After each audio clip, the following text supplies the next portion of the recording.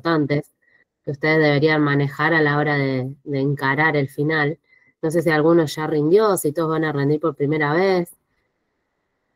Profe, ¿podrías hablar un poquito sobre las hemorragias de la segunda mitad del embarazo, ruptura prematura de membrana? Porque yo tengo una duda sobre las hemorragias de la segunda mitad del embarazo. Bueno, si quieren, arrancamos para mí desde lo más general, desde lo que ustedes deberían saber sí o sí para poder encarar el final, y después nos vamos adentrando un poco en las patologías o en las cosas más puntuales, ¿sí? Primero vamos a lo que deberían saber y lo que está en las primeras UP.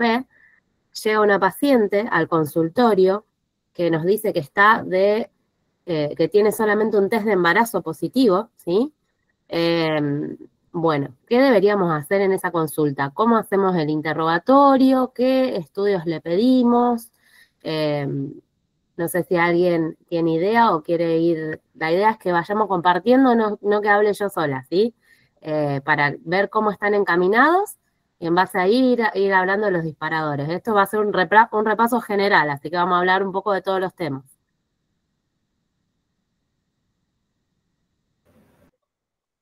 ¿Qué le piden en la primera consulta a una paciente? Primer test de embarazo positivo.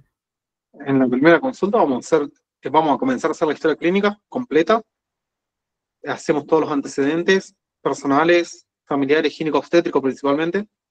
Y ahí, bueno, vamos a pedir todos los laboratorios que necesitamos. Serologías, le vamos a pedir la glicemia. Vamos a hacer las ecografías para hacer el diagnóstico de la edad gestacional. Bien. Bueno, ahí también un compañero estaba comentando preguntar la fecha de última menstruación. Sí, bueno, excelente. Primero entonces llega la consulta de la paciente, como dijo acá el compañero, hacemos la historia clínica preguntando todo.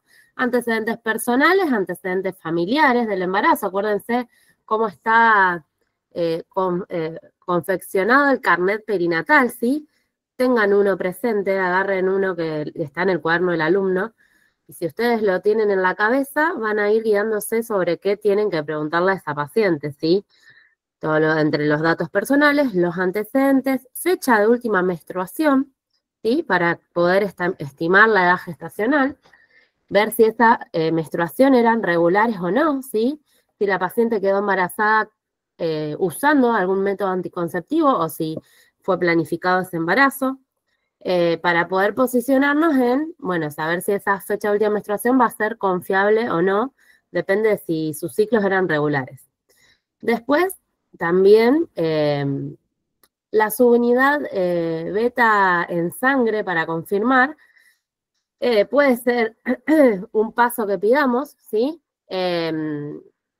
Pero si tenemos un test de embarazo positivo que nosotros lo constatamos, es confirmatorio que es positivo, podemos calcular la fecha de última menstruación y estimar según las semanas, pedir directamente la ecografía, ¿sí? Y con eso ya nos vamos a ver si es un embarazo intrauterino o no. ¿Desde qué semana les parece que podemos pedir la ecografía y por qué vía? Es decir, ecografía vía transabdominal o qué ecografía pedirían y desde qué semanas. De forma temprana podemos empezar pidiendo la transvaginal. Ajá, bien. ¿Desde qué semana? Antes de las 11 semanas ya se puede pedir la transvaginal para ver, a partir de las 8 semanas no pueden aparecer latidos cardíacos fetales. Antes, ¿sí? Cuarta semana, saco gestacional. Antes de la sexta semana sería. A partir de la cuarta semana. Cuarta semana. Ajá. 2 semanas más se ve los latidos cardíacos. Cuarta semana se visualiza el saco gestacional. Cuarta semana saco gestacional, bien. A las 4 semanas, probablemente lo único que veamos sea el saquito gestacional, ¿sí? ¿Qué dice ahí? Hay que diferenciar entre edad gestacional y semanas del desarrollo. Bueno, sí. Una cosa es lo que nosotros calculamos según la fecha de última menstruación y eso hay que ver si coincide o no con la ecografía, ¿sí? Acuérdense que para estimar la edad gestacional por ecografía de forma certera, tenemos que medir la longitud del embrión, ¿sí? Que es lo que llamamos longitud embrionaria máxima, o también lo pueden ver como CRL, ¿sí? Pero ahora voy a ir respondiendo todas las preguntas que están haciendo ahí en el chat. Entonces, a las 4 semanas, si la pedimos, vamos a ver solo un saco gestacional. Entonces, por lo general, no la pedimos. ¿Por qué? Porque es una ecografía en donde no vamos a ver ningún embrión, ni tampoco todavía vamos a ver el saco vitelino, y muchas veces, si la fecha de última menstruación tiene una discordancia con las semanas de gestación, puede ser que no veamos ni siquiera el saco y que la paciente se asuste y en realidad sea porque estamos pidiendo una ecografía de forma muy temprana, ¿sí? Lo ideal es que esté de por lo menos 6 semanas, pasada la 6ª semana la paciente, para ya asegurarnos de que se vea el embrión y los latidos cardíacos fetales, ¿sí? ¿Qué puede pasar? Lo que les dije, que nosotros calculemos por fecha de última menstruación que la paciente esté de 6 semanas y que cuando vayamos a la ecografía esté de 5 o de 4 y todavía no veamos ningún embrión. Eso hay que aclarárselo a la paciente cuando pedimos ecografía de forma temprana, y eso se da porque no todas las mujeres ovulan en el día 14, ¿sí? Entonces, si ovula una semana después, va a discordar y va a ser un embrión de una semana menos de gestación a la que calculamos por fecha de última menstruación, ¿sí? Entonces, a las 6 semanas ya podemos ver el embrión y lo podemos medir la longitud máxima. Eso, si coincide con la fecha de última menstruación, ya podemos decir de que las semanas son las mismas semanas que calculamos por FUM. Si no coincide, ¿sí? No sé si alguno sabe hasta cuánto puede ser la diferencia entre la fecha de última menstruación y la ecografía, como para decir, este es el punto de corte en donde ya me tengo que guiar por ecografía cuando la diferencia es mayor de tantos días. ¿Alguien sabe? No es más o menos 6 días. Sería una semana. Claro, una semana, 7 días, ¿sí? Si discorda de más de 7 días, ya lo seguimos por ecografía, ¿sí? Bien, y entre las cosas que vamos a pedir, además de ver cuándo pedimos la ecografía, vamos a pedir el primer laboratorio, ¿sí? Que va a constar de un hemograma completo, glicemia, función renal, ionograma. También podemos pedir las enzimas hepáticas, TGO, TGP, ¿sí? Como para tener un panorama general de la función hepática, y las serologías, que recuerden que son BRL, virus hepatitis B, HIV, Chagas, que se pide por 2 métodos, y toxoplasma, IgG, IgM, ¿sí? Si el toxoplasma da crónico, es decir, la IgG positiva y la IgM negativa, no se vuelve a pedir más en ningún trimestre del embarazo. Si da negativo, sí, se pide en todos los trimestres, igual que el resto de la serología. Y el que se pide por única vez es el Chagas, ¿sí? Que se pide al principio del embarazo por 2 métodos y ya después no se vuelve a repetir en el resto del embarazo, ¿sí? Y también, bueno, eso en la primera consulta, le vamos a hacer la historia clínica, el laboratorio, ver cuándo pedimos la ecografía. ¿Qué más vamos a hacer en la primera consulta? Bueno, del laboratorio también es importante en la primera consulta pedirle el grupo sanguíneo, el factor RH, una orina completa con urocultivo para buscar ahí una infección urinaria o bacteriurias. Muy bien. Bueno. Y también el peso y la talla para calcular el IMC. ¿Cómo? El peso y la talla para calcular el IMC. Excelente. Que es con el que después hacemos las curvas. Muy bien. ¿Y qué más? La altura uterina. ¿La altura uterina les parece que ya las podemos hacer en la primera consulta? Después de las 12. No. No, en la primera no.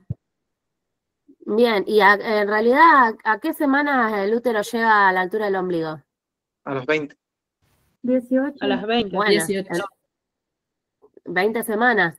Entonces, después de esa edad gestacional, en realidad nos sirve la altura uterina. Cuando está por debajo del ombligo, no, todavía no. ¿Sí? Otra cosa que hay que hacer es tomar la PA. ¿Cómo? Le hacemos el PAP. Ver Un si tiene examen hecho o no el Papa Nicolau, perfecto. Y tomar la tensión Y arterial. tomar la presión arterial también. Muy bien, eso faltaba que Profe, me digan. La medida de la presión arterial. Sí, ¿qué más? ¿se hace colpo también, si no lo tiene? No, la colpo, acuérdense que no es un estudio obligatorio, es el Papa Nicolau, es el estudio que es obligatorio. La colpo es complementaria si eso da alterado. Ah, ok, tenían los dos. ¿Sí? Bien. Bueno, entonces, ¿qué le hacemos a esta paciente? Repasamos historia clínica, laboratorio. Vemos también que nos dijimos el carnet de vacunación, ¿sí? Para ver qué vacunas tiene, cuáles le faltan, si tiene, acuérdense que hepatitis B hay que ver si la tiene completa y si no hay que iniciar o completar el esquema en el embarazo. La antigripal hay que colocarla antes de las 20 semanas. Después de las 20 semanas colocamos la triple bacteriana celular. Y ahora durante el invierno estamos colocando después entre las 32 y las 36 semanas la del virus sincitial respiratorio. Después le pedimos, como dijimos, el laboratorio, la orina completa. Perdón, ¿podría repetir porque se me cortó las vacunas? Sí, las vacunas. Le vamos a ver el carnet si tiene completa, ¿sí? Si tiene todas las vacunas, la triple viral, la hepatitis B, si no tiene colocada, tiene que iniciar o completar el esquema durante el embarazo. La antigripal se pone antes de las 20 semanas, o sea que ya cuando nos trae la primera ecografía, ya vemos qué edad gestacional tiene, ahí ya la primera vacuna que le indicamos, la antigripal. Después de las 20 semanas se coloca la triple bacteriana acelular. A las 32 semanas, entre las 32 y las 36, la del virus sincicial respiratorio, que la estamos colocando durante el invierno.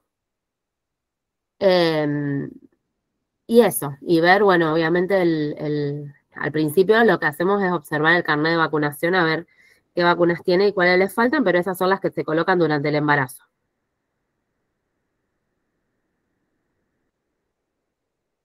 Bien, bueno. Yo tengo una consulta o una duda porque me quedo así al aire.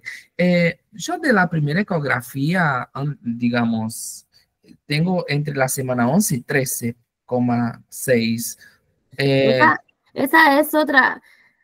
Durante el primer trimestre hay 2 ecografías importantes, ¿sí? Una es, la primera ecografía la tenemos que hacer lo antes posible, no tan antes, como les dije, no a las 4 semanas porque no vamos a ver nada, pero sí después de las 6. ¿Y para qué es? Para descartar que no sea un embarazo ectópico, ¿sí?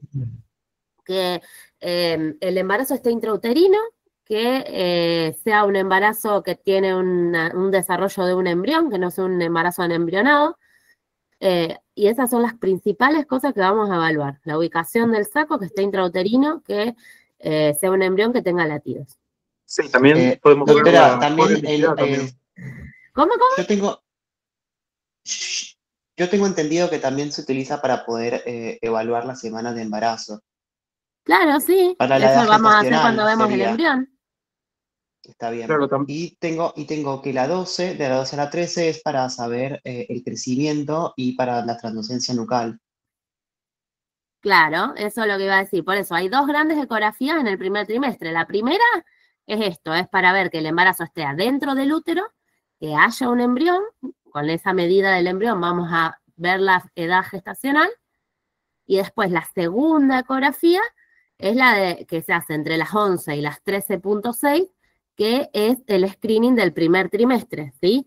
Que incluye la medida de la translucencia nucal, entre otras cosas. Es para poder descartar cromosomopatías, la más frecuente, el síndrome Down, junto con el Doppler de las arterias uterinas para poder hacer el screening de preeclampsia. Claro, sí, sí. A ver. Profe, por eso que se debe hacer el primer control antes del 13ª semana de embarazo. Porque... Claro, por eso la importancia del control en el primer trimestre. Recuerden, un embarazo bien controlado, ¿cuántos controles tiene que tener? 5. Sí, Mínimo 5. si es un embarazo de bajo riesgo, o sea, Perfecto. y si es un embarazo que presenta algún riesgo, alguna alteración durante las consultas, se puede extender una consulta más según qué riesgo nos presente la paciente. Claro, eso lo vamos a individualizar según la patología, pero en un embarazo sano van a ser 5 controles, pero la importancia no es el número solamente, sino es la distribución de esos controles, porque si una paciente tiene 5 controles en el tercer trimestre, no es un embarazo bien controlado, ¿sí? Claro. Entonces, la importancia de que sea el primer control antes de la semana 12, ¿sí? Y que esos controles estén distribuidos y que eso nos permite poder realizar las intervenciones según el trimestre en el que estamos y poder pedir los estudios pertinentes, ¿sí? Bien, ¿alguna duda más sobre esto, sobre qué pedir en la primer consulta o el primer trimestre? Profe, ¿la vacuna del COVID también se puede dar en el embarazo, caso no tenga? Se puede dar en el embarazo, ahora ya no está más como forma obligatoria, pero sí se puede. Yo ya he hecho una pregunta relacionada con preconcepcional. Citomegalo, por ejemplo, no hace falta hacer serología en preconcepcional, ¿o sí? No, todo lo que es citomegalovirus, rubiola, está dentro de las enfermedades llamadas TORCH y se piden solamente si hay alguna alteración que nosotros observemos en la ecografía. Si no, las serologías obligatorias son VRL, virus B, HIV, hepatitis B y Chagas. Gracias. Bien, bueno, si no hay otra duda yo tengo una duda. Sí. Sí, sobre la vacuna triple bacteriana celular, no escuché bien cuándo se coloca. Después de las 20 semanas. Listo, gracias. Profe, ¿y la primera ecografía dijiste? La primera ecografía, pasada las 6 semanas, intravaginal, y si no, después de las 8 semanas, transabdominal. Muchas gracias. ¿Sí? Para que quede el concepto. Por la panza, lo vamos a poder ver recién después de las 8 semanas, ¿sí? Y transvaginal 2 semanitas antes. Como dijeron algunos compañeros, ya desde las 4 semanas se puede ver el saco, pero bueno, lo que se recomienda es pedirla después de las 6 semanas para ya ver el embrión y los latidos. Bien. Seguimos. ¿El resto de las ecografías, qué tenemos que saber? Ahora, si quieren, yo tengo un power armado de eso. Ahora hacemos un repaso así general de ecografías, ¿sí? Okay. Pero lo que tienen que saber en general es cuándo pedirlas y cuáles son las más importantes durante el embarazo, ¿sí? Durante el primer trimestre dijimos teníamos 2, que es la primera del diagnóstico de embarazo y después la translucencia nucal, ¿sí? O el diagnóstico de cromosomopatías. Seguimos avanzando con esta paciente, ¿sí? Viene en el control en el segundo trimestre, 20 semanas. ¿Qué pedimos? Hacemos todo el control que le vamos a hacer siempre, peso, Sí. bueno, el altura uterina le vamos a pedir acá, Ajá. con el índice de masa corporal.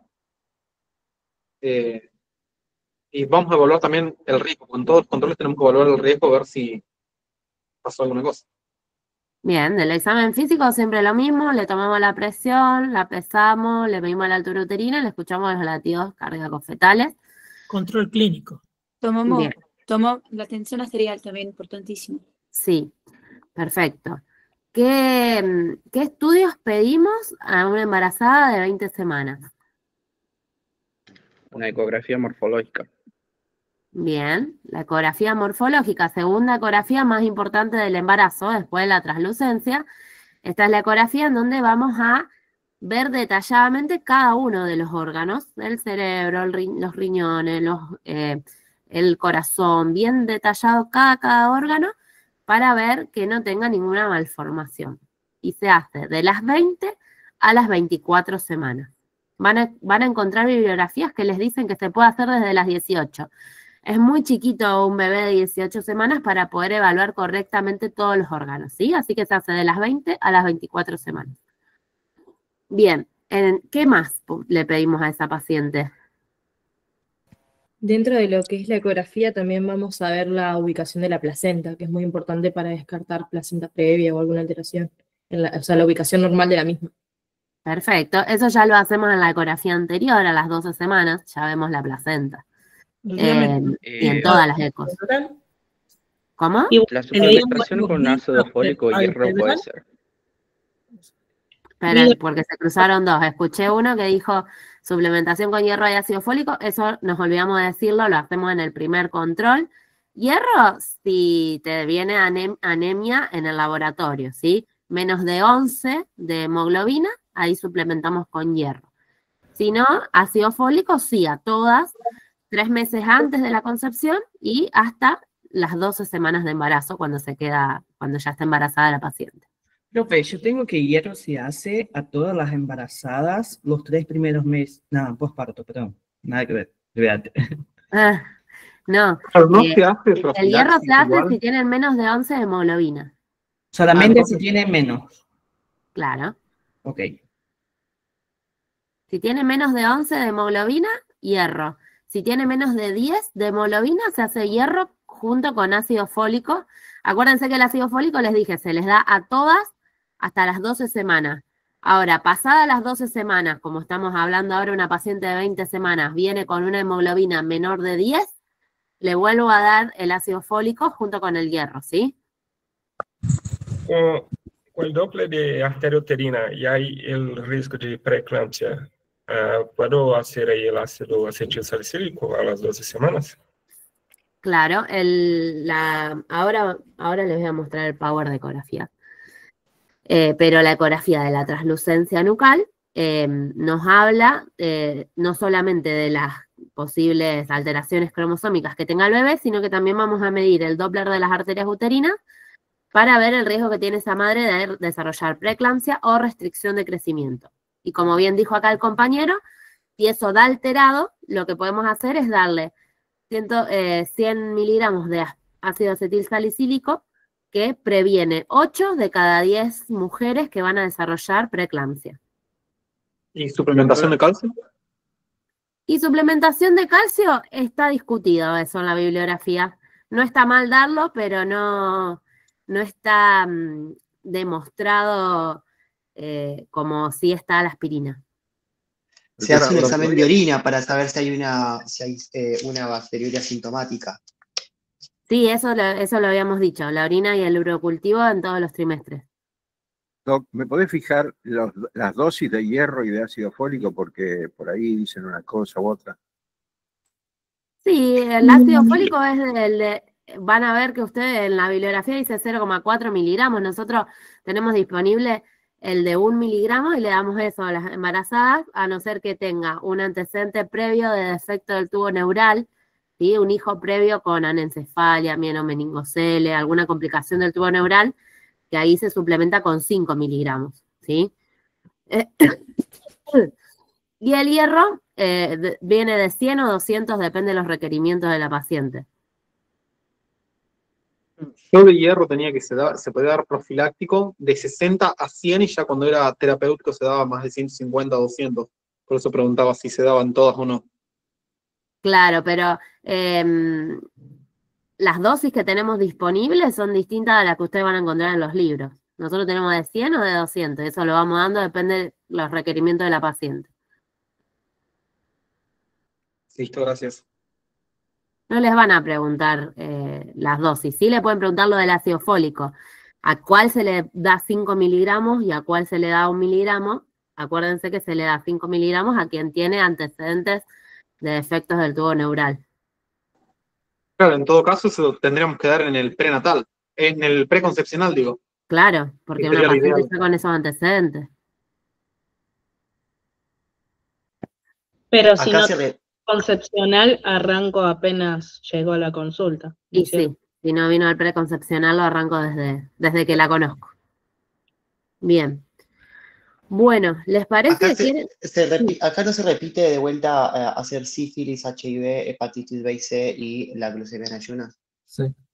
En todos los trimestres se repiten las serologías, acuérdense, la única que no se repite es el Chagas y la toxo si es crónica, no hace falta volverla a repetir, se hace en el primer trimestre nomás. Lo que es BDRL, HIV y virus B, sí se repiten en todos los trimestres. Al nacimiento tiene que tener la BDRL menos de 28 días y el HIV menos de un mes para que la mamá le pueda dar la teta al bebé. O profe, por ejemplo, si la toxu en el primer trimestre es positiva, se vuelve a hacerla en el tercer trimestre, ¿no?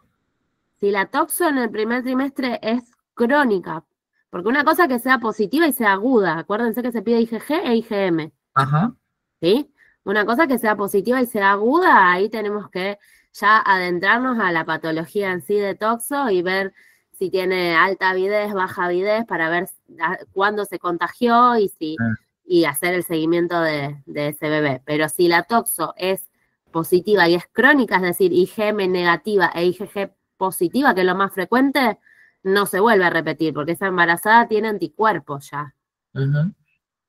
¿Sí? Bien, ¿les parece que... Acá se puede hacer la tipificación y el CUMS indirecto. Esto en el primer trimestre. Al primer laboratorio de todo hacemos tipificación, grupo factor y CUMS indirecto.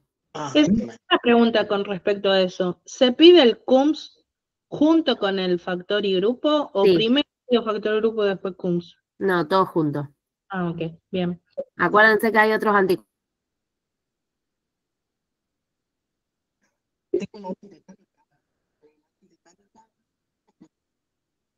No se la escucha, profe. Profe, se cortó. Se cortó.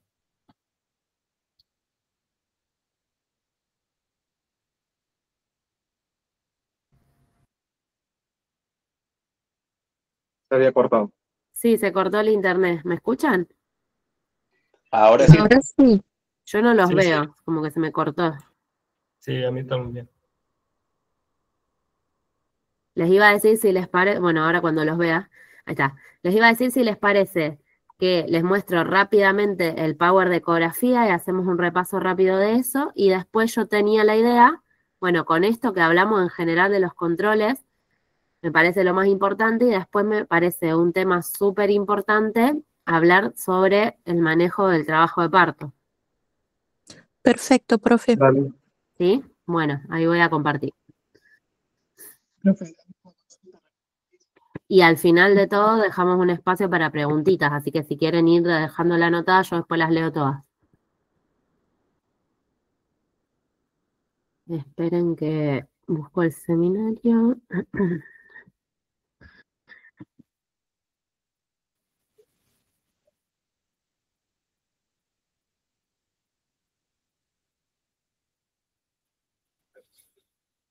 Entonces, profe, BDRL y VIH un mes antes del parto tienen que estar negativas. Sí. Bien. Bueno, ahí estoy compartiendo pantalla.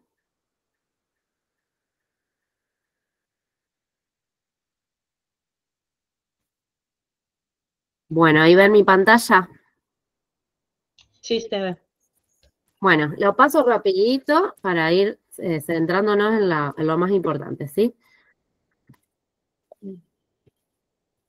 Bueno, en el primer trimestre, como les dije, vamos a realizar en lo posible 2 ecografías. En la primera vamos a ver que la gestación esté intrauterina, es decir, que no sea un embarazo ectópico. Vamos a ver que esté evolucionando bien, que esté el vitelino, que esté el embrión. Vamos a ver el número de fetos y la corionicidad, muy importante, ¿sí? Para determinar en los embarazos múltiples si es un embarazo bicorial o no, se hace en la primera ecografía. Ver datación de la gestación, es decir, medimos el embrión para ver la edad gestacional. Y la segunda ecografía es la que nos va a determinar los marcadores de aneuploidías, que es la de las 11 a las 13:06. Vamos a ver la anatomía temprana del feto y vamos a determinar el Doppler de las arterias uterinas para ver el riesgo de preeclampsia, para ver a qué mamás le damos aspirina, como estuvimos hablando. La vía de acceso, lo que discutimos, transabdominal, transvaginal, acuérdense, transabdominal después de las 8 semanas, transvaginal ya desde las 4 la podemos hacer, pero ideal hacerla después de las 6 semanas.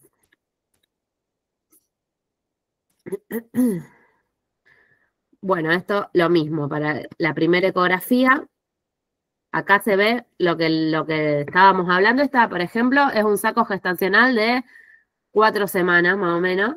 Fíjense que lo único que se ve ahí es el circulito ese negro dentro del útero, es el saco gestacional.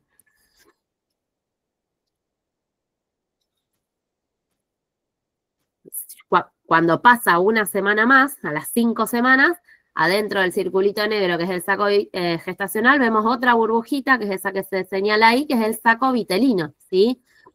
Es la estructura que vamos a observar antes de ver el embrión.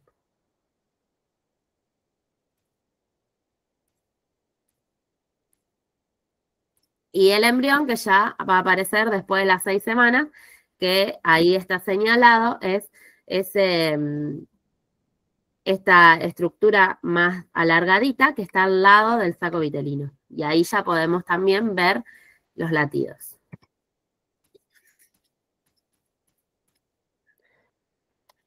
Como dice acá, la actividad cardíaca la vamos a poder ver recién en embriones que midan más de 3 milímetros. Si el embrión mide menos de 3 milímetros, puede ser normal que no veamos la actividad cardíaca. Ahora, si el embrión ya mide más de 5 milímetros y no vemos latidos, ya podemos decir que estamos en presencia de un embarazo detenido. Y esto es lo que hablábamos de cómo sabemos la edad gestacional, y es lo que se conoce con estas siglas, que es lo mismo, ¿sí? Todas las siglas quieren decir lo mismo. Esto quiere decir longitud, CRL, longitud cráneo-rabadilla, LCC, longitud cráneo-caudal, y LEM, longitud embrionaria máxima. Todas las siglas se usan para decir lo mismo, que es medir el largo del embrión, ¿sí? Fíjense, la primera imagen, el CRL es un embrión muy chiquitito de 6 semanas y 4 días, y en la segunda imagen ya es un feto de 12 semanas.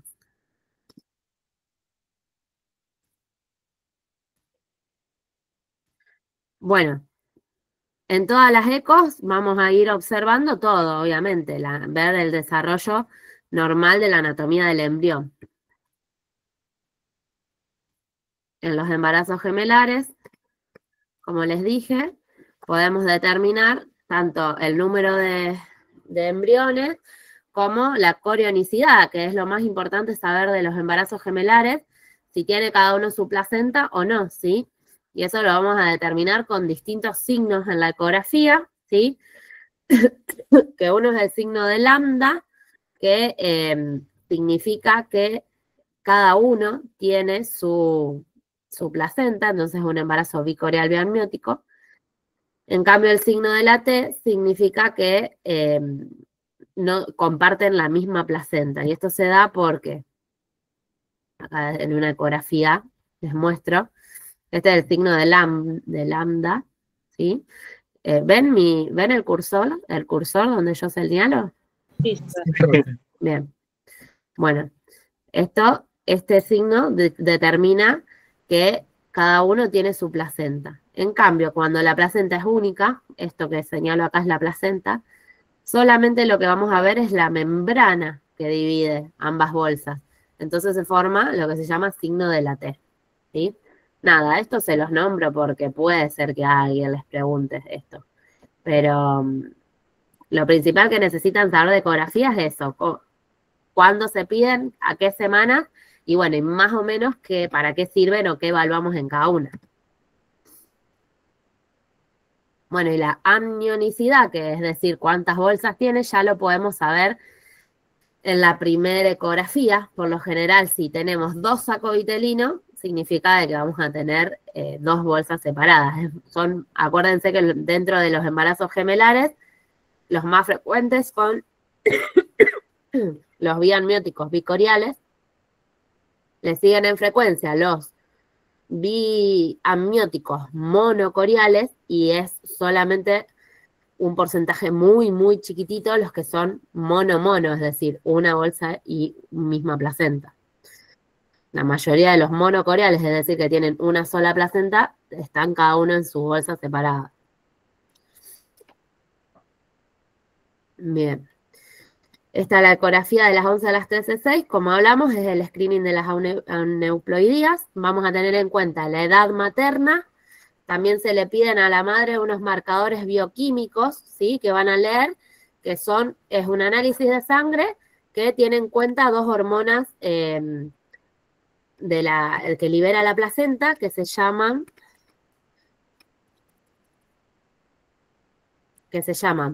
PAP-A y fracción libre de la subunidad beta. Esas dos hormonas placentarias se piden juntas con esta ecografía, porque todo eso se carga en un software y es lo que nos va a dar el cálculo de riesgo de estas pacientes. Todas las pacientes tienen un riesgo basal por su edad, ¿sí? De tener un bebé con algún problema cromosómico.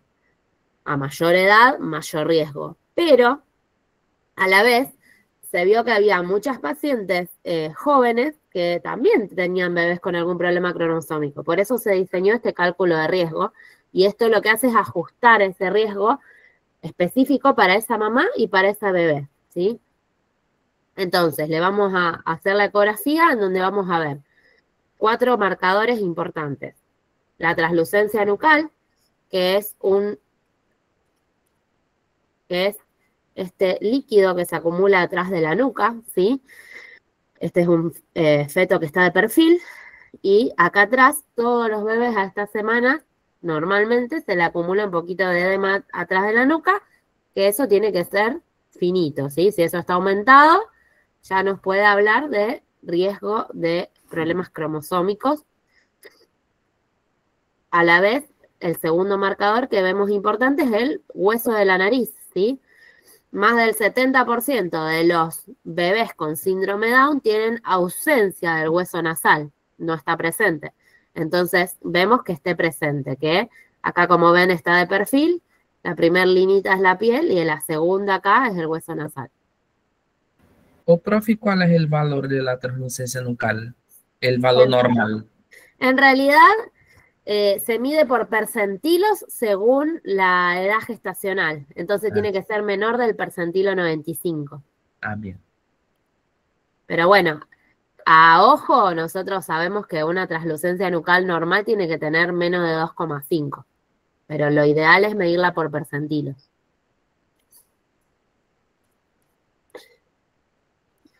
Bueno, del hueso nasal lo que les conté recién. Entonces, translucencia nucal y hueso nasal. Y los otros marcadores son el ductus venoso, que acuérdense, la circulación fetal que es distinta a la circulación extrauterina en el bebé. Tenemos distintos shunts, es decir, comunicaciones entre lo que son arterias y venas, ¿sí? Una de esas comunicaciones es el ductus venoso, que se encuentra a nivel del hígado y que nos habla de cómo está la circulación de ese feto. Cuando este ductus, esta onda, ¿sí? Que tiene esta formita como de M, se altera, ¿sí? Nos está hablando de que puede haber algún problema cardíaco y algún problema cromosómico, obviamente. Después el último marcador, son 4, ¿sí? Es la válvula tricúspide, que vamos a mirar el corazón, vamos a ubicar las 4 cámaras, la válvula tricúspide, y vamos a ver que no pierda, ¿sí? Lo principal, vemos eso, que cierre bien. Después todos los valores, todas esas cosas no hace falta que ustedes se las sepan, ¿sí? Que sepan que mira la ecografía de las 11 a las 13:06 semanas y son todos estos marcadores, la translucencia, el hueso nasal, el ductus venoso y la válvula tricúspide, ¿sí? Y como hablamos también, el Doppler de las arterias uterinas, en donde le vamos a medir las arterias uterinas de la madre, que son 2, acuérdense, y están a ambos lados del cérvix uterino en esta edad gestacional. Y también se mide en percentilos, ¿sí? Tiene que ser menor al percentil 95. Si son mayor al percentil 95, esto lo mide automáticamente el ecógrafo. Yo pongo la onda, pongo la medición y acá me tira el IP, ¿sí? Y este valor yo lo pongo en una calculadora y me tira el percentil. Si es menos del percentil 95 está normal. Si es mayor al percentil 95, ya está la resistencia aumentada y ahí tendremos que hacer la intervención de darle aspirina. Y bueno, y además de ver esos marcadores importantes y las arterias uterinas, le vamos a ver toda la anatomía del feto, ¿sí? Que a esta edad gestacional, el cerebro del feto se informa como signos de alas de mariposa, que eso lo pueden ver o leer en alguna bibliografía. Es esto, es ver la cabeza fetal desde arriba, y estas que parecen alitas de mariposa son los plexos coroides, que es la primera estructura que se ve del cerebrito fetal. Todo le vemos, las manos, el corazón, el tubérculo genital. Bueno, pasamos al segundo trimestre, que es la ecografía morfológica, como les dije, de las 20 a las 24 semanas. Y acá vamos a ver la biometría y el bienestar fetal, ver la frecuencia cardíaca, la placenta y el líquido amniótico. Y para saber la biometría, es decir, el peso del bebé, siempre lo que se hace es medir el diámetro biparietal, la circunferencia cefálica, la circunferencia abdominal y la longitud femoral, ¿sí? Con esos 4 parámetros yo voy a tener el peso fetal estimado. Y vamos a hacer estudio de la anatomía detallada de cada órgano.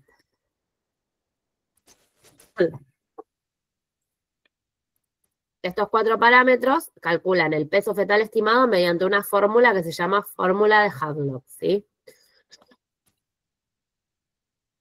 Bien, el diámetro biparietal les muestro más o menos para que tengan una idea. Le vemos la cabeza fetal desde arriba y medimos de un lado al otro de ambos parietales. Circunferencia cefálica, lo mismo, la cabeza desde arriba, pero medimos todo el perímetro. Circunferencia abdominal, hacemos un corte también transversal a nivel de la panza, mirando desde arriba, ¿sí? Y medimos toda la circunferencia. Y la longitud del fémur, buscamos el fémur y lo medimos a lo largo. Y vemos también la placenta y el líquido amniótico, ¿sí? La placenta, que es acá se las muestro. Vamos a ver cómo esta estructura más gordita, que se puede ubicar en cara posterior, si está abajo, o en cara anterior, si se ve arriba en la ecografía, o en el fondo. Y todo lo negro, los espacios negros, es el líquido amniótico, ¿sí? El líquido amniótico se mide por lo que llamamos, hay 2 formas de medir el líquido amniótico, que eso también lo pueden leer, que es, uno es el bolsillo vertical máximo, ¿sí? Eso quiere decir que yo mido de acá, por ejemplo, de acá arriba, en línea recta, hacia acá abajo y veo cuántos centímetros me da. En lo normal es de 2 a 8 centímetros, ¿sí? Un bebé que tiene menos de 2 tiene un oligoamnios y uno que tiene más de 8 tiene un polidramnios. Y después otra forma de medir el líquido amniótico es por lo que llamamos ILA, que es el índice de líquido amniótico. Es lo mismo que les mostré acá, es medir así en línea recta, pero en 4 cuadrantes, porque es una fórmula esa. Entonces, en los 4 cuadrantes del útero vamos a medir los bolsillos y con eso sacamos la cuenta del índice de líquido amniótico, ¿sí? Pero el que más se usa es el bolsillo vertical máximo, en donde medimos el bolsillo que más líquido tenga.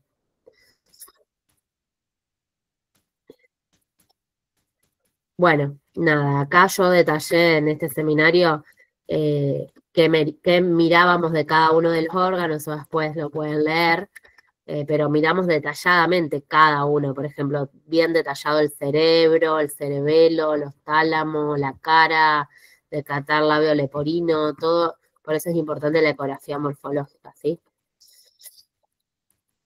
Lo paso rápido.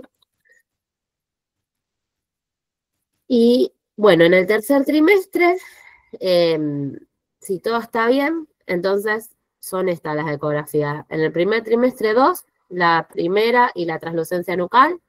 En el segundo trimestre la morfológica. Y después ya directamente nos vamos al tercer trimestre, entre la semana 32 a 36, que hacemos una ecografía en donde lo que principalmente nos va a interesar ver es la biometría fetal para ver el peso, la frecuencia cardíaca, ver el líquido amniótico, ver la placenta y vamos obviamente a revisar toda la anatomía fetal y ver,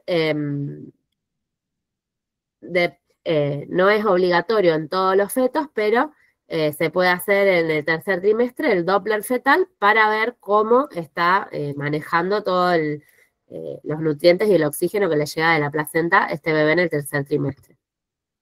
Y vamos a observar lo que se llama perfil biofísico fetal para ver la vitalidad de este feto, observando los movimientos corporales, el tono muscular, los movimientos respiratorios, ¿sí?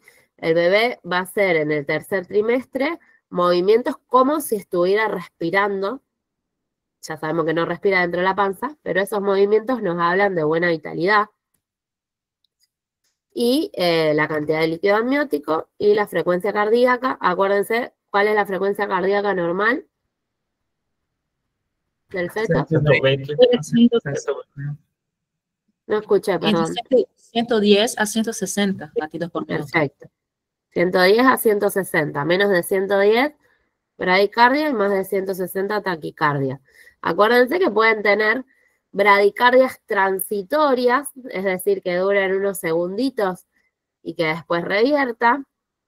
Y también pueden tener taquicardias transitorias, porque al igual que nosotros, el feto cuando se mueve, nosotros cuando corremos, nos aumenta la frecuencia cardíaca. El feto cuando se está moviendo un montón, va a latir a 170, 180, y no es porque tenga un problema, sino porque es una respuesta fisiológica normal. Lo importante ahí es quedarnos esperando un ratito, a ver si cuando vuelve al reposo el feto, eso se modifica, ¿sí? Lo mismo que con la bradicardia, si está en 100 los latidos, lo estimulamos un poco, lo movemos o hacemos que la madre coma algo dulce, y ahí, si responde bien al estímulo y aumenta su frecuencia cardíaca, es normal. Bueno, y en este trimestre, como les dije, podemos evaluar todo el Doppler para ver la circulación fetal. En el tercer trimestre, que vamos a ver el Doppler del bebé, vamos a ver la arteria del cordón umbilical,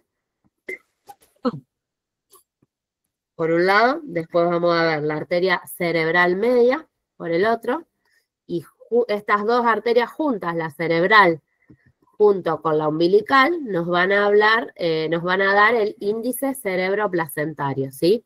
Que es también una cuenta que se hace midiendo estas dos arterias, la cerebral, que esto fíjense es el polígono de Willis, ¿sí?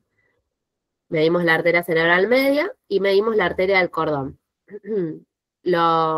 Y eso lo vamos a percentilar en el índice cerebroplacentario, que es un índice que es el más sensible de la alteración del Doppler. Antes de que podamos detectar alguna alteración por separado de alguna de estas arterias, vamos a detectar una alteración del índice cerebroplacentario. Bueno, eso básicamente de ecografía, que doctora, es muy largo. Yo le consulto. Esto tiene que ver con la centralización del flujo, ¿no? Es para esto que se pide la Doppler de la arteria uterina. ¿Con la qué? Para evaluar la centralización del flujo. Claro, una cosa es el Doppler de las arterias uterinas, que las arterias uterinas son las arterias de la madre, o sea, las arterias del útero de la madre que irrigan la placenta, y otra cosa es el Doppler fetal, que el Doppler fetal es esto que les mostré del tercer trimestre, de la arteria cerebral media y la arteria umbilical, que son las arterias del bebé, ¿sí? O sea, yo utilizo el índice cerebroplacentario para evaluar la centralización del flujo. Para evaluar el bienestar fetal, es el Doppler fetal. No sé a qué te referís vos con centralización del flujo. En la cerebral, cuando medimos el de la cerebral media, en el caso de sufrimiento fetal se le dice la centralización del flujo, porque cambia la permeabilidad en la cerebral media. Claro, bueno, pero ahí ya me están hablando de restricción de crecimiento ustedes. Claro, ¿no? Sí, se da ahí. Bueno, son secuencias distintas, ¿sí? No confundan. El Doppler se le puede pedir a cualquier bebé, no solamente al que tenga restricción de crecimiento, ¿sí? A cualquier bebé en el tercer trimestre para evaluar el bienestar fetal. Y el índice cerebroplacentario, si está normal, no nos habla de ninguna centralización de flujo, nos habla de bienestar fetal, ¿sí? Otra cosa es que vos me quieras explicar la secuencia de la restricción de crecimiento, que sí, eso ya lleva una secuencia en donde tenemos la cerebral media, que es una arteria de alta resistencia, ¿sí? Por eso tiene picos muy altos, es decir, que pasa sangre de a pequeños chorritos por ahí, porque no es necesaria que pase demasiado sangre hacia el cerebro fetal en esa etapa. Y por otro lado tenemos la arteria umbilical, que al revés de la cerebral es una arteria de baja resistencia, por eso es que tiene las ondas más gorditas y la diástole, ¿sí? Que es esta parte más gordita, porque esta sí tiene que ser una arteria de baja resistencia. Cuando se invierte eso, porque ya hay una insuficiencia placentaria, es decir, la placenta no está funcionando al 100% y no me está mandando el flujo de sangre que necesita el feto, es cuando se empieza a alterar el Doppler y bueno, y ahí sí pasa como etapa final que se vasodilata la cerebral media por un fracaso de los mecanismos reguladores del feto, ¿sí? Gracias. ¿Estamos? Pero bueno, Gracias. no confundan todos esos conceptos porque son cosas distintas. Bien. Bueno, nos vamos a quedar medio corto con el tiempo. Yo voy a dejar de compartir. Vamos a hablar algunas cosas de trabajo de parto. A ver, díganme, ¿cuándo una paciente está en trabajo de parto? Cuando tiene 3 contracciones. ¿Cuántos centímetros de dilatación? ¿Cuántas contracciones? Tiene que tener al menos 2 centímetros de dilatación, 50% del cuello borrado y 2 contracciones a un tiempo de 10 minutos. Bien. Bueno, sí, van a encontrar distintas cosas, depende de dónde lo lean. En cuanto a la dilatación, por ejemplo, si lo leen desde lo que es la OMS, le va a decir 5 centímetros de dilatación. El libro le va a decir más de 2, ¿sí? O 3 centímetros. Lo importante es que no solamente se tenga en cuenta, como dijo acá el compañero, la dilatación, sino el borramiento también, ¿sí? Y lo más importante que marca el inicio del trabajo de parto son las contracciones regulares, ¿sí? Pueden ser 2 en 10 minutos, lo ideal es que sean 3 en 10 minutos, ¿sí? Es decir, una contracción cada 3 minutos sin parar. Eso es lo que le decimos a todas las pacientes cuando le explicamos cómo controlarse, ¿sí? Que tiene que ser una contracción cada 3 minutos y que no paren. Eso quiere decir de que esas contracciones son regulares, ¿sí? Porque ¿qué puede pasar? Puede tener durante 20 minutos contracciones cada 3 minutos y después frenan y se hacen cada 15, cada 10, ¿sí? Y eso acuérdense que, ¿cómo se llama ese periodo? Cuando son irregulares las contracciones.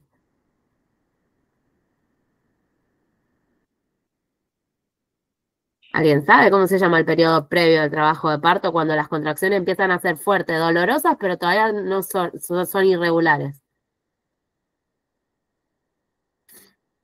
Bueno, esa es la... Sí. ¿No era el dilatante? No, ese es el periodo de latencia. ¿Sí? El periodo dilatante ya está instaurado el trabajo de parto, ¿sí? El periodo de latencia es el periodo previo a que se instaure el trabajo de parto propiamente dicho, y es lo que nosotros tenemos que diferenciar para no internar una paciente que esté en periodo de latencia y que esté un día entero internada sin que avance el trabajo de parto, pero porque en realidad la internamos y no estaba en trabajo de parto todavía. En este periodo, en la latencia, las contracciones van a ser sí dolorosas, ¿sí? Pero van a ser irregulares y de menor duración, ¿sí? O de menor intensidad que las de trabajo de parto, ¿sí? La paciente igual va a estar dolorida, igual que si estuviera en trabajo de parto, pero no va a tener ni el borramiento ni la dilatación, porque esas contracciones todavía no fueron efectivas para que eso se produzca, ¿sí? Entonces, lo principal es que nosotros podamos hacer el monitoreo, siempre cuando ingresa una paciente con contracciones, le hacemos, acuérdense, el monitoreo fetal, ¿sí? Y le apoyamos la mano en la panza junto con el monitor y constatamos cada cuántos minutos tienen las contracciones, ¿sí? Y en el monitoreo fetal vamos a evaluar la frecuencia cardíaca y si tiene presencias o no de DIPS, ¿sí? Acuérdense, los DIPS 1, que pueden ser normales durante el trabajo de parto, coincide el descenso de la frecuencia cardíaca con el pico máximo de la contracción. Los DIPS 2 ya son patológicos y nos hablan de hipoxia fetal, ¿sí? Eso, estudien bien monitoreo porque eso se los preguntan sí o sí. Entonces van a ver que la frecuencia cardíaca del feto empieza a descender cuando la contracción ya empieza a aflojar, ¿sí? Es decir, no está relacionado con la compresión fetal como si los DIPS 1. Los DIPS 1 coinciden con la contracción exactamente en el pico máximo, desciende la frecuencia cardíaca porque está relacionado con la compresión de la cabeza fetal. En cambio el DIP 2, que ya es de hipoxia, cuando el útero ya se empieza a aflojar de la contracción, recién ahí empieza a descender la frecuencia cardíaca fetal. Y eso ya nos están hablando de una urgencia, ¿sí? Que ya tenemos que hacer que ese bebé nazca. Puede ser por cesárea, puede ser por parto, depende en el periodo que se encuentre la madre. Si ya está en un cuarto plano o está coronando y bueno, y me está haciendo DIP 2, bueno, voy a tratar de sacarlo por parto vaginal, quizás con forceps, eso lo evaluamos en el momento. Pero si todavía no está ya por nacer por parto vaginal, lo vamos a hacer una cesárea de urgencia. Y después tenemos los DIPS 3, que se llaman DIPS 3 o umbilicales, ¿sí? Son DIPS que son variables y justamente están dados por compresión del cordón umbilical y la particularidad que tienen es que no tienen ninguna relación con la contracción. Pueden darse con la contracción, sin contracción, después, antes, ¿sí? Y eso lo van a poder ir evaluando todo en el monitoreo. Bien, ¿alguna duda ¿El puntual? monitoreo sería lo mismo que el tococardio? Claro, el monitoreo sí. Una cosa, lo que tienen que diferenciar en el monitoreo es que una cosa es el monitoreo fetal anteparto y otra cosa es el monitoreo fetal intraparto, ¿sí? Porque en el de anteparto, cuando la paciente no tiene contracciones, sí yo voy a poder ver todo lo que ustedes van a leer de que tenga tantos ascensos en tantos minutos, que esos ascensos sean de más de 25 latidos, que todo eso lo voy a poder evaluar en una paciente que no tiene contracciones, por eso se llama anteparto o no estrés test, ¿sí? Es decir, un monitoreo sin estrés, que el feto no está expuesto a un estrés. Cuando el feto está expuesto a un estrés del trabajo de parto, las contracciones, en el monitoreo intraparto no nos interesa tanto que cumpla exactamente la variabilidad y todas las características que tendría el anteparto, sino principalmente que no tenga DIPS 2. ¿Sí? ¿Se entendió?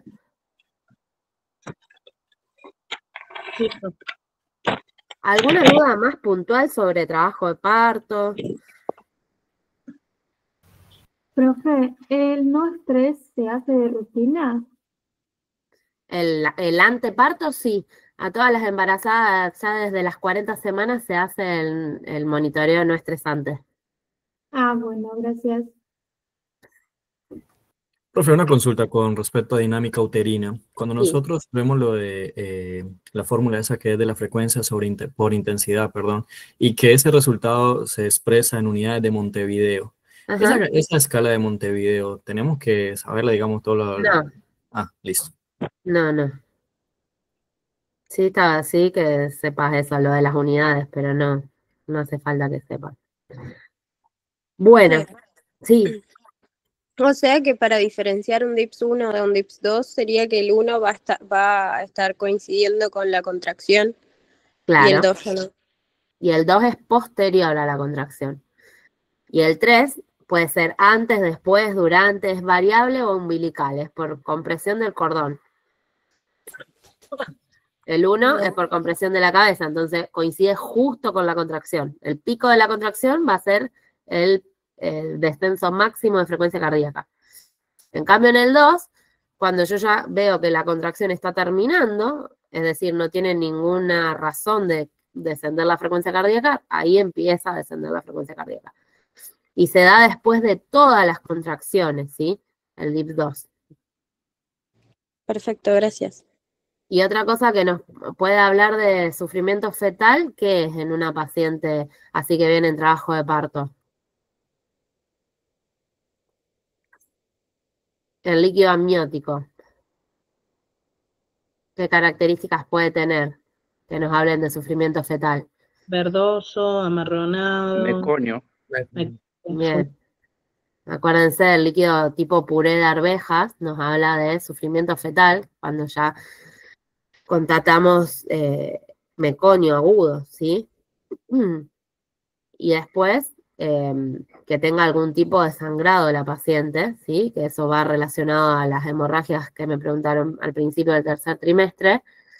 Por lo general, un desprendimiento de placenta tiene un tono uterino aumentado y un dolor muy fuerte la madre, y van a ver que le ponen la mano en la panza y la contracción no afloja, ¿sí? La panza está dura y no afloja, ¿sí? Acuérdense que las contracciones normales duran unos segundos y después se pone otra vez blanda la panza. En este caso no afloja y tiene un sangrado por los genitales. Bueno, ahí vamos a ver, a constatar la vitalidad, a escuchar los latidos que puede estar afectado ya con bradicardia, si está el tono uterino aumentado hace mucho, y bueno, en este caso también es una urgencia de hacer nacer lo antes posible el feto. En cambio, la placenta previa tiene sangrado por genitales, pero el útero está blandito, no tiene una contracción ni dolor, ¿sí? Y así que sí. Esa era mi duda, porque yo tengo de un seminario que se dio en el centenario que el manejo de una paciente con desprendimiento de placenta norminceto sería la interrupción, o sea, terminar el embarazo independiente de la edad gestacional. Y por otro lado, yo había leído una guía y por el libro que decía que el manejo va a depender si la paciente es sintomática o asintomática. O sea, de los dos, ¿cuál de los dos? Si me pregunta el docente, tengo que decir. ¿Y a vos qué te parece si se le desprende la placenta al feto? Si ese feto puede seguir viviendo. Que se tiene que hacer interrumpir el embarazo. Sí. Porque hay riesgo materno. Un feto con la placenta desprendida no vive. Claro. Bien. Esa era mi duda. Ay, perdón. Sí. En cuanto al desprendimiento de placenta, de lo que hablaba mi compañero, ¿eso es el término del embarazo incluso en el grado 0, cuando únicamente hay hemorragia? ¿Apenas se diagnostica, se da lugar al término del embarazo?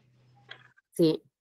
Es muy difícil, casi nunca hacemos el diagnóstico del grado de desprendimiento. Eso es retrospectivo, cuando ya hicimos la cesárea y ahí vemos qué sector de desprendimiento tenía. O cuando te llega la paciente con esa clínica, con un sangrado, con un aumento del tono uterino, con una bradicardia fetal, no, es muy difícil que hagas el diagnóstico de qué porcentaje de la placenta es el que está desprendido. Y cuando inicia el desprendimiento, va a llevarse el resto de la placenta también, así que sí, claro, lo vamos a finalizar siempre el embarazo. ¿Sería cesárea o parto vaginal?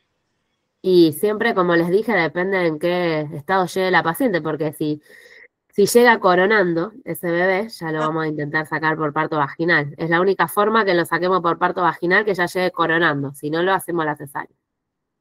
Coronando sería que esté profundamente encajado según el plano de Hodge. Coronando sería que vos ya ves en la horquilla de la paciente, sin hacerle tacto, la cabeza del feto. Ok, perfecto. ¿Y en qué situaciones, por ejemplo, si el feto está muerto intraútero? Porque también había leído que se podía intentar parto vaginal, pero algunos no lo aconsejan. Sí, si el feto está muerto intraútero, podés intentar parto vaginal si ya está muerto. Depende, eso lo va a decidir la paciente. Es una situación, imagínate, súper delicada en donde vos vas a respetar la decisión de la paciente. No la vas a exponer a un trabajo de parto con un feto muerto. Si ella no quiere, hay algunas que sí quieren. Perfecto. Listo, gracias. No, de nada. Profe, en esos casos se interna, se estabiliza la paciente y se hace la cesárea. Si vos ya sospechás certeramente un desprendimiento, se interna y se hace la cesárea automáticamente. No esperamos nada. Bien, genial, gracias. Profe, le hago una consulta. Entre la y la 37 semanas se hace el hisopado anal para descartar el estreptococo del grupo B. Pongámosle que las semanas que dijiste. 35 a la 37. Bueno, se hace el hisopado anal para descartar esto. Pongámosle que la paciente no tiene controles y llega en trabajo de parto. ¿Existe riesgo de que el feto nazca con se produzca una sepsis, una neumonía o una meningitis? Pero ¿cómo lo evitamos eso? Claro, no es el riesgo de que nazca con una neumonía o una meningitis. Puede desarrollarlo después, posteriormente, la sepsis neonatal, pero no está indicado en ninguna guía colocar antibióticos profilácticos, ¿sí? Eso antes se hacía, pero ahora no se hace más. Se va viendo si el líquido es claro, la frecuencia cardíaca fetal está normal, si los monitoreos vienen bien, no se pone profilaxis intraparto si no tiene el estreptococo hecho. A no ser que tenga antecedente previo. Si tiene antecedente previo, sí. A mí en la UDA de Baigorria, el profe nos dijo que por una cuestión legal, si después pasa algo, en esos casos hacíamos profilaxis igual. Claro, porque dependen los hospitales, siguen haciendo el esquema viejo, pero eso no está, en las guías ahora no se recomienda hacerle a todas profilaxis. Claro, pero si el niño, pongámosle que al recién nacido le dan el alta y después a desarrollar un cuadro, no sé, febril, que puede suponer una sepsis, porque, bueno, por estreptococo beta. Esos son los temas de obstetricia que hay un montón que van a encontrar, hay un montón de temas que van a encontrar así discrepancias entre un hospital, otro hospital. Son temas que están discutidos constantemente. Hoy en día la bibliografía dice que no hace falta hacerle profilaxis a todas, aunque no tengan el estreptococo, ¿sí? Antes se hacía, antes a la que no traía el cultivo, se le hacía profilaxis a todas. No está mal una cosa ni la otra. Yo le digo lo que dice la bibliografía hoy en día y por eso en el provincial no la hacemos a la profilaxia a todas. Solo a quien tiene el estreptococo positivo.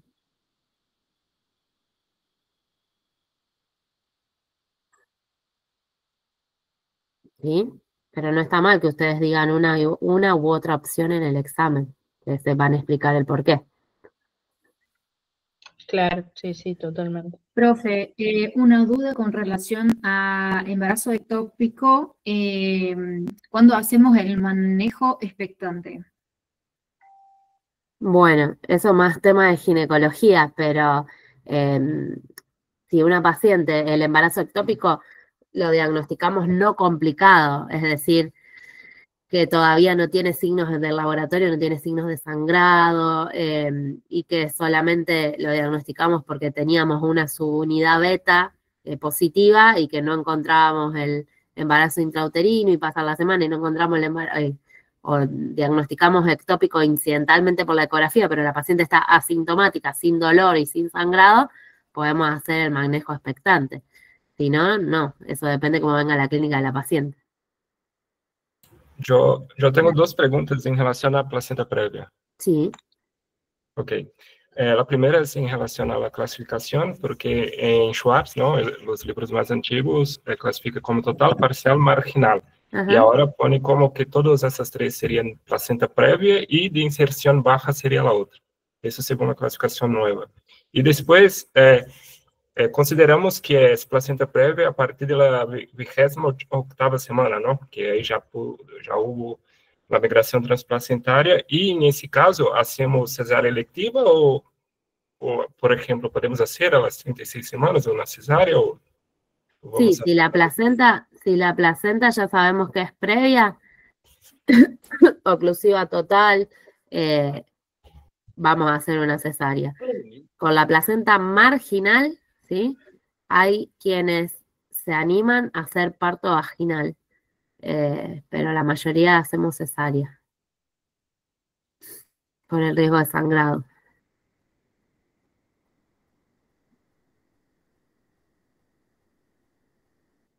Bueno, ¿alguna otra duda? Si no, Me parece que repasamos bastante, lo más importante por lo menos, que es lo que le van a preguntar sí o sí, todo el manejo, porque por ahí ustedes se van sino mucho a la patología y a querer saber en específico la patología, y el examen siempre se va a empezar con lo más básico, que es cómo hacemos el control de la embarazada, qué le pedimos, ¿sí? Lo mismo que en el trabajo de parto, cómo hacemos el monitoreo. Eso, si ustedes saben bien todo eso, después se va a lo más fino, por así decirlo, a la patología, se va a ir para sumar notas, pero su examen lo va a definir si ustedes tienen en claro los conceptos básicos del control del embarazo, que es a lo que apunta la materia, pero ustedes como médicos generales tienen que saber si les llega una embarazada a una guardia, lo que sea, si está bien controlada, si no, qué estudio hay que pedirle, ¿sí? Profesora, ¿usted va a dejar puesta el PowerPoint de ecografía? Como si, sí, yo ya lo compartí cuando lo di a esta clase, pero sí, se lo puedo compartir. Porque yo la verdad que no lo tenía. Bueno, sí, se los puedo compartir. Una consulta. Perdón, compa. Una consulta. En el libro de obstetricia, de los latidos fetales, dice 120 como mínimo. Y usted dijo 110. Ajá. Como yo, 110, 120 como mínimo, máximo 160. Claro, sí. Usted dijo con el tema de la bibliografía, es que manejamos mucha bibliografía, es como un mazo de de... Hay un montón de discrepancias así, mínimas, que van a ver en las bibliografías. Sí, pero sí, es de 110 a 160. Listo, me quedo con ese valor. Dale, gracias. Profe, una consulta. Los valores de corte para diagnosticar diabetes gestacional en glicemia en ayunas y en la prueba de tolerancia, ¿cuáles serían? Porque también encontré muchas... Bueno, eso vas a tener que ir a ver porque hay dos sociedades, ¿sí? Tenés la ALAD, que es la Asociación Latinoamericana, y la SAD, que es la Asociación Argentina. Y depende de esas dos sociedades, son los valores de corte, y te tenés que aprender lo de las dos sociedades porque se usan los dos. Y depende de la obstetra el que usa. Ok, gracias. Y también con un valor, una pregunta, de 92, 125, no necesitamos repetir la glucosa en ayunas, ¿no? Ya Claro. el diagnóstico. Bueno. Pero gracias. eso depende, eso es según una sociedad. Después hay otra sociedad que tiene valor de corte 140, la de la prueba de tolerancia. Tienen que estudiar el de las dos, el de la SAD, S-A-D, y el de la ALAD. Dale, gracias, profe. Profe, una pregunta. En cuanto a mola y datiforme de la enfermedad trofoblástica, decir que una mola es parcial o completa, ¿es lo mismo que decir benigna, perforante o invasora? ¿O en qué se diferencian? No, son cosas distintas. Eso más también es un tema de ginecología, pero tenés que repasar el tema completo ahí, porque tenés mezclados los conceptos. Claro, yo entendí que la parcial o completa hablaba acerca del compromiso del complejo ovular. Y o sea, si era benigna o maligna, o también llamada, benigna o perforante, hablaba más de la afectación a nivel uterina. Yo entendí eso, pero no sé. Bueno, mañana, creo que mañana, no sé, o si ya se dio, hay una clase de repaso de ginecología. Ah, no, ni idea. No la vi. Sí, el 22, un ginecólogo y un obstetra. Claro. Bueno, si hay alguna pregunta más de obstetricia, si no, finalizamos acá, si les parece. No, profe. Sí. No, decile vos.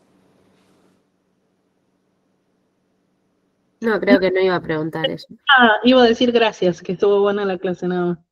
Dale. Profe, yo tengo una pregunta más. Sí. Respecto de la hipertensión, de la preeclampsia. Es una duda respecto a preeclampsia leve. El tratamiento es realmente ambulatorio, ¿no? De la preeclampsia leve. De la preeclampsia leve, sí. Ya cuando tenemos cifras de crisis hipertensivas, ahí es cuando tenemos que sí o sí internar. Perfecto. Dale, muchas gracias. No, de nada. Bueno, gracias. Gracias a ustedes. Gracias por la clase. ¿Usted le podría pasar el Power a Camila? Sí. La chica. Así, bueno, así lo comparte. Gracias. Dale, bueno chicos. No, profe, muchísimas Gracias a ustedes. Gracias, muy buena clase. Doctora, muchísimas gracias. Muy buena la clase. Muy buena la clase. Gracias. Bueno, me alegro que le haya gustado. Gracias, Doc.